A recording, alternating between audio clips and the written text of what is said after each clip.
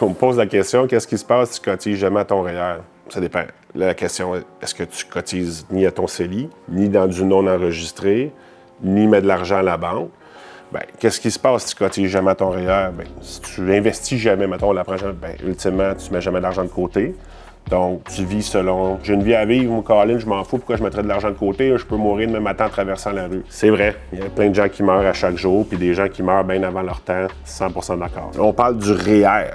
Tu peux ne jamais utiliser le REER puis investir dans l'immobilier, te bâtir un parc, avoir ta compagnie. Je connais plein de mes entrepreneurs qui n'aiment pas le REER. Je leur fais comprendre souvent que c'est une bonne avenue, mais qui ne croient pas au REER, c'est correct. Là.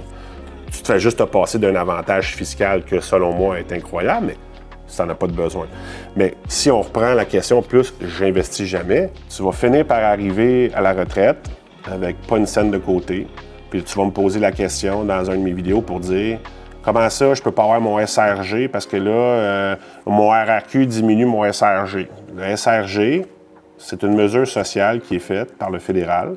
C'est un supplément de revenu garanti qui dit que si tu es sous le seuil de la pauvreté, bien, on va te donner de l'argent pour être capable de manger puis de payer un toit, à la limite. Mais ça, c'est un aide sociale de dernier recours. Fait que si tu mets jamais d'argent de côté de ta vie, tu n'achètes pas d'actifs, bien, ultimement, bien, tu vas finir par demander le SRG. C'est important d'investir.